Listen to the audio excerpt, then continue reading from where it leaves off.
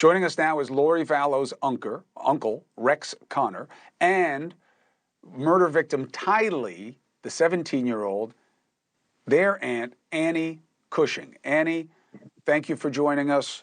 Rex, thank you for being back on the show. A very hard position for you both here. Annie, what does this verdict mean to you? How are you processing it? I mean, my initial feeling is one of elation. It's been a long road to get to this place. It's been, 3.5 years.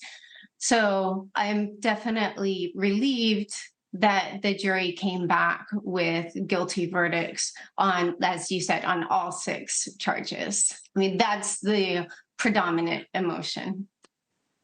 Now, there's a looming question for you about the fate of her first husband, who's your family, and what's going to be done with that. And I want to discuss that. But Rex, for you, this is your sister's kid who is responsible for the death of her own children. I mean, what do you do with that? What emotions does it take you through? You set it up so well. How do you sort through that? And we're still sorting through it, and we'll be probably for the rest of our lives. But when someone you know and love is killed by someone you know and love, we don't have an experience for that. We don't have a way, so we know how to go through it. So we're going through it like everyone else. We're trying to figure it out. We process a lot. We in our family, we process a lot by talking with each other. I don't have an answer as to how we do it. We're in that process now.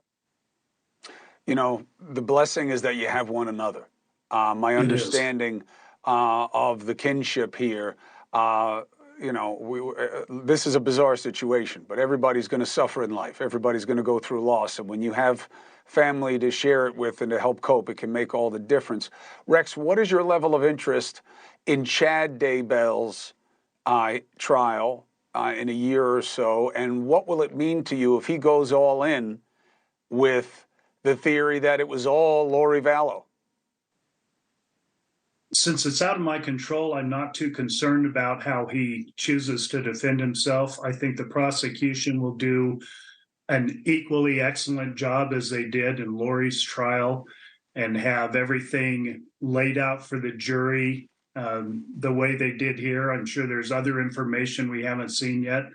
My level of interest is that every person, and the indictment, by the way, it was reviewed just the other night, is for these 3 co-conspirators and other known and unknown co-conspirators.